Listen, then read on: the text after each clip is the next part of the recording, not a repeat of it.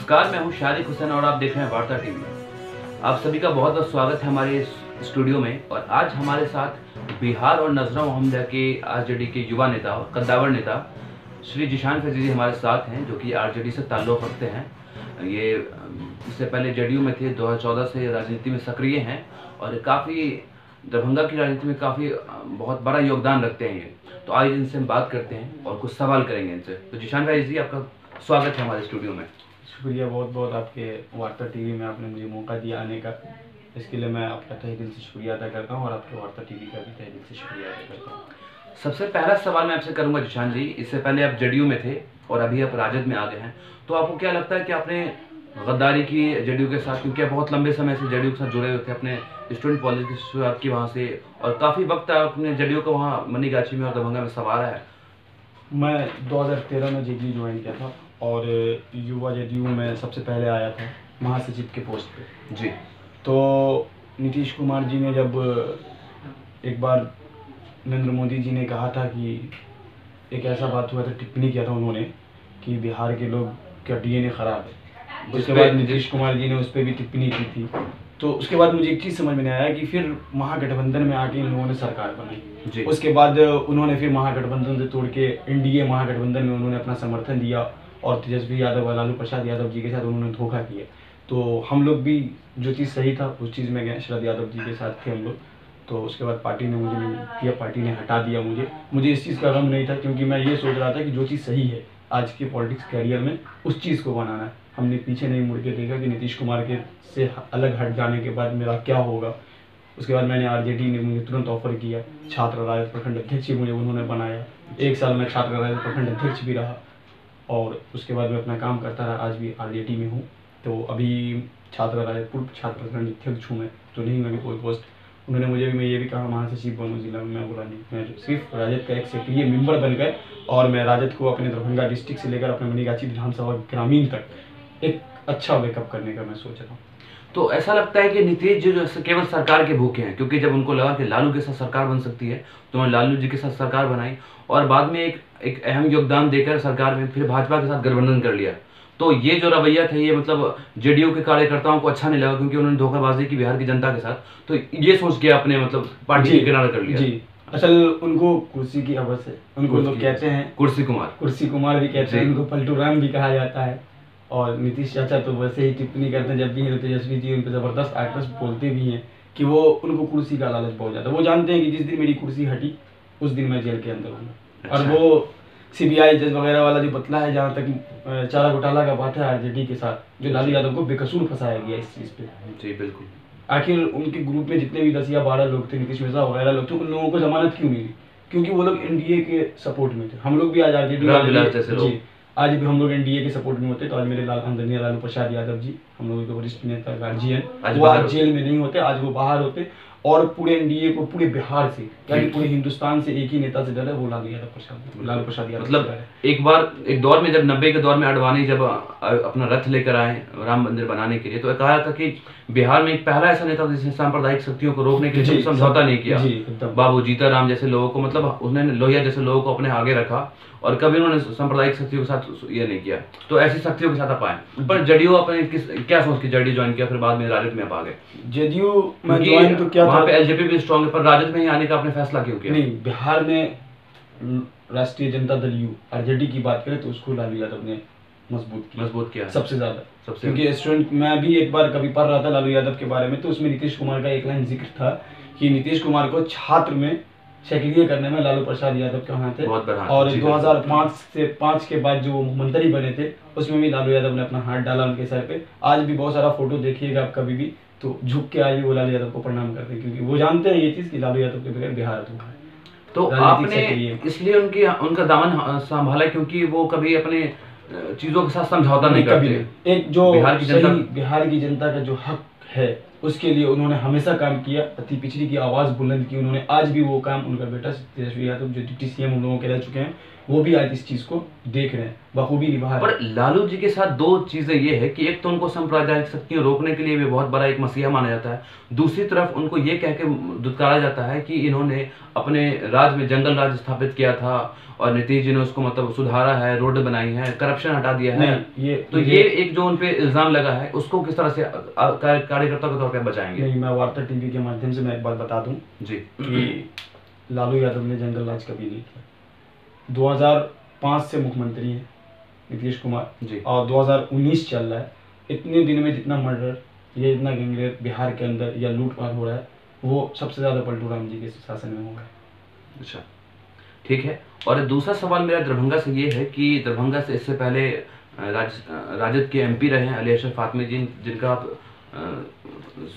चाहते हैं कि क्योंकि अब वो भी अगली बार एमपी बने, इनको टिकट मिले, पर सूत्रों के अनुसार भी खबरें आ रही हैं कि मुकेश सहनी जो कि सन ऑफ मल्ला है, तो उनको टिकट देने जाने की खबर है। तो इस तरह में एज ए कार्यकर्ता आपको क्या लगता है कि आपका वो निर्बल टूट रहा है?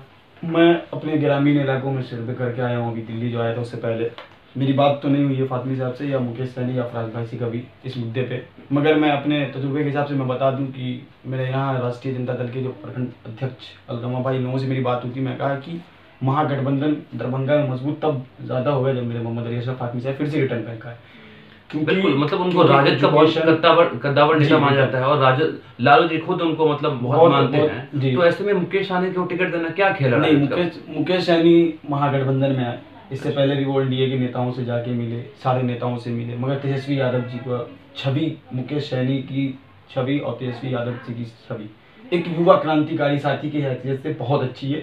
ये बात सही है कि जनरेशन चेंज होता है। 19 में या 21 में मतलब राजद चाह रही है कि युवा लोगों को मौका दिया जाए, लोगों को मौका तो ऐसे में फातमी जी की पोस्ट क्या रहेगी? वो एक सीनियर नेता के तौर पे लीड करेंगे लोगों को या फिर वो इलेक्शन में फिर से वापसी करेंगे? नहीं, इस बार जो है वो सांसद बनेंगे दरभंगा के, और हम जैसे जैसे हजार कार्यकर्ता उनके लिए खड़े हैं। तो राजद अगर टिकट ना देती है उनको, तो क्या वो अलग से कोई चुनाव लड़ेंगे, किसी और पार्टी में जा सकते हैं? नहीं, वो किसी पार्टी में नहीं जा सकते, ये चीज़ फिक्स है कि वो किसी अदर पार्टी में नहीं जाएंगे। और दूसरी बात यहाँ ये है कि महागठबंधन अब जिसको टिकट देते, सुप्रिय लालू प्रसाद यादव जी जिसको एग्री करते, हम लोग उसको महागठबंधन का नेता मान लेंगे। मगर मेरा पहला मोहम्मद अली अशरफ फातमी मेरे लिए पहले होंगे महागठबंधन के उम्मीदवार, जी मैं चाहता हूँ।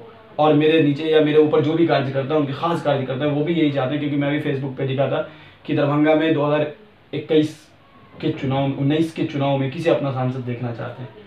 तो लोगों ने मुझे ये भी, कुछ लोगों ने ये कहा कि जिशान आप भी चेंज हो गए हो, आप भी अपनी बात जो है आरजेडी वाली लोथी कर रहे हो, क्यों? आप भी एक अच्छा पोस्ट करते थे पहले, एक अच्छी ईमानदारी वाली पोस्ट। मैं बोला कि मैं सिर्फ सांसद की बात किया हूँ, मैं काम की बात नहीं किया हूँ। कि फातमी साहब देखा जाए तो बहुत अच्छा काम किया। बिल्कुल, मौलाना आजाद नेशनल उर्दू यूनिवर्सिटी जैसा संस्था लाकर दरभंगा के अंदर रख देना एक जंगल में, ये बहुत बड़ी बात है कि हजारों की तादाद में बच्चे इंजीनियर बन रहे हैं। वहाँ के 10+2 स्कूल से पढ़ के निकल रहे, मैं भी वहाँ के स्कूल से निकला हूँ, 2013 बैच में मैं भी था।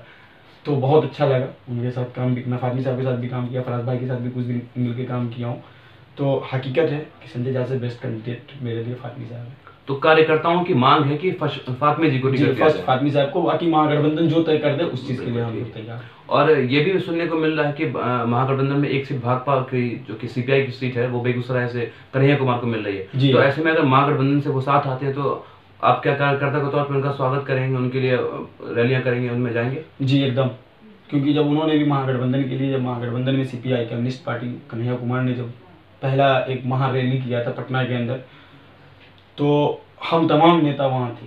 अच्छा, राष्ट्रीय जनता दल के तमाम बड़े नेता थे। लोगों ने उस पर टिप्पणी की थी कि तेजस्वी जी नहीं थे उस टाइम में, तेजस्वी जी का कार्य चल रहा था खुद।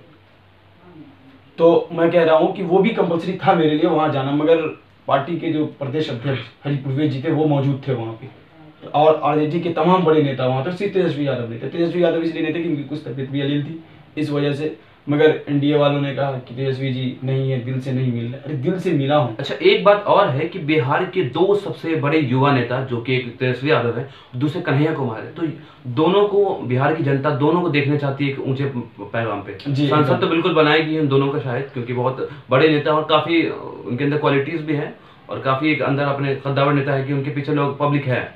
पर अगर आम हुजूम का कहा जाए कि किसके पीछे है, क्योंकि भाजपा को सिर्फ एक सीट मिल रही है, तो क्या ऐसे में कोई अगर मंत्री बनाने की बात होती तो क्या कन्हैया कुमार को किसी मंत्री पद का राजद की तरफ से कुछ हवाला दिया जाएगा? मैं महागठबंधन से इस बार बेगूसराय से, जैसे कन्हैया कुमार की आप बात कर रहे हैं, कन्हैया कुमार इस बार बहुत ज़्यादा बहुमत वोट से लीड करेंगे और एक अच्छा पोजीशन लाएंगे। ये चीज़ है कि उन्हें युवा क्रांति का एक मंत्री पोस्ट भी दिया जाएगा। ये जैसा मैं बोल रहा हूँ, ये महागठबंधन की तरफ से अभी ऐसी अनाउंसमेंट नहीं आई है, मगर मैं भी ये बात कहूँगा कि उनको एक मंत्रालय दिया जाए। कई कार्यकर्ता तो उनको चाहते हैं कि एजुकेशन मिनिस्टर बनाया जाए, क्योंकि बहुत ज़्यादा पढ़े लिखे जेएनयू के प्रोडक्ट हैं। जेएनयू से वो शायद एमफिल या पीएचडी किए हैं, वो कंफर्म नहीं हूँ मैं। और दूसरी बात, जेएनयू के छात्र नेता भी रह चुके हैं, अक्सर बहुत अच्छा स्पीच भी देते हैं। तो मैं ये चाहूँगा कि पढ़े लिखे लोग राजनीतिक में हों, ताकि हमारा समाज, हमारा देश, हमारा गाँव सुधरे और एक बड़े लेवल पे जाए। अपने गांव की बात की तो आपके गांव से अटकलें और चर्चा ये भी है कि आप भी आने वाले समय में पंचायत समिति का अभी चुनाव लड़ने वाले हैं, तो उस पे अब चुप्पिया तोड़ेंगे क्या? नहीं, अभी वक्त है। 2019 सबसे पहले। चलिए आप उस वो ना बताएं, पर अगर आप लड़ते हैं तो गांव की किन किन चीजों को आप ध्यान में रखेंगे जिसको आप ठीक कराना चाहिए? सबसे पहले 2021 में वो चुनाव हुए, पंचायत चुनाव। उससे पहले 2 इलेक्शन हुए, 2019 अब 20। ये महत्वपूर्ण मेरे लिए है क्योंकि मेरी अपनी पॉलिटिक्स कैरियर इतनी बड़ी उम्र में, 22 ईयर्स की उम्र में, मेरे लिए सबसे बड़ा जो है वो फर्स्ट इलेक्शन जो 2019 में एमपी हो रहा है वो, और दूसरा एमएलए विधायक का जो इलेक्शन है, ये मेरे लिए महत्वपूर्ण है। ये 2 चीज़ पार्टी को आपको बड़ा अगर रोल सौंपती है तो क्या आप वो इलेक्शन नहीं करेंगे? मैं आपको एक बात बता दूं कि छात्र का मनीगाछी के अंदर अभी मेरे जिला अध्यक्ष प्रवीण कुमार है, और मुझे उन्होंने फ़ोन करके भी एक बार कहा कि जिशान साहब आप प्रवक्ता बने। अच्छा। मेरे छात्र यूनियन का। मैंने कहा कि मुझे जिम्मेदारी नहीं चाहिए, मैं एक राजद का सच्चा सिपाही हूँ और मैं उम्मीद भी करता हूँ कि मैं राजद का एक सच्चा पार्टी के अगर सीनियर लोग आपसे अगर कहते हैं कि आप अगर फिर मैं बैठ के उनके फराज जी से आपके अच्छे संबंध हैं और तो वो लोग कोई पोस्ट ऑफर करते हैं तो क्या आप? नहीं, वो देखिए पोस्ट एक जो है मिल जाने के बाद लोगों के अंदर एक खलबली सी हो जाती है, मगर वो चीज़ नहीं चाहिए क्योंकि बगैर पोस्ट रह के काम करने में जो मजा है। मतलब आप सत्ता के पीछे नहीं भागते? सत्ता के पीछे नहीं भागता हूँ मैं उस चीज़ पर अगर आप पंचायत समिति में चुनाव लड़ते हैं तो किन किन चीज़ गाँव की जो समस्याएं हैं उनको आप समाधान करना चाहेंगे? सबसे पहले तो मैं ये कहूँगा कि मेरा यहाँ एजुकेशन बहुत कमज़ोर है। मैं 2018 में, आज 19 चल रहा है, 2018 में एक कमेटी डाला था जो एजुकेशन कमेटी के नाम से आज भी मैं चला रहा हूँ। 250-300 बच्चे को तालीम देता हूँ। उसमें मेरा सबसे पहला जो है सवाल यही रहेगा, सरकार से भी, मेरी गठबंधन में सरकार आती है, बिहार में सत्ता में हम आते हैं, तो मेरी सबसे पहला यही रहेगा कि बिहार का जो एजुकेशन है वो सबसे ज़्यादा चेंज हो। और गांव की छोटी छोटी क्या चीज़ है जिसको आप पंचायत समिति के तौर पे बदलना चाहेंगे? बहुत सी चीज़ें हैं, बहुत सी चीज़ें लिख के भी रख चुका हूँ मैं अपने यहाँ, अपने स्तर से कैसे करना है, अपने गांव को कैसे बनाना है, ये बहुत सारी चीज़ें हैं, वो वक्त पर इंशाल्लाह सामने आ जाएगी। और ठीक है, तो 21 का चुनाव है पंचायत समिति का, 19 का है, 20 का चुनाव है, पर उसके बाद आप क्या करना चाहेंगे? आपकी पॉलिटिक्स में क्या हैसियत रहेगी? आप आगे चल के क्या विधायक का चुनाव लड़ेंगे? आगे क्या रणनीति रहेगी आपकी? देखिए, काम बोलता है, आदमी नहीं बोलता, काम बोलता है। तो काम बोलता है तो सर ये तो समाजवादी पार्टी का जनता जो चाह ले। आज भी मुझे पूरे गांव के लोग कहते हैं कि आने वाले कल में तुमको कुछ अच्छा पोस्ट या कुछ अच्छा जरूर बनाऊंगा, तो दुआ रही पूरे गांव और समाज के लोगों की, तो इंशाल्लाह बहुत ऊपर जाएंगे। ठीक है, ये थे हमारे साथ राजद के युवा नेता जिशान फैजी। इनका हम इस बात के लिए भी सराहना करते हैं कि अपने गांव में एक ऐसी कमेटी चला रहे हैं जिसके अंदर गरीब और निचले तबके के 150 से 200 लोग मुफ्त में शिक्षा पाते हैं। तो इन्हीं बातों के साथ फिर से हम किसी और अन्य नेता के साथ मिलेंगे, तब तक के लिए नमस्कार, जय हिंद।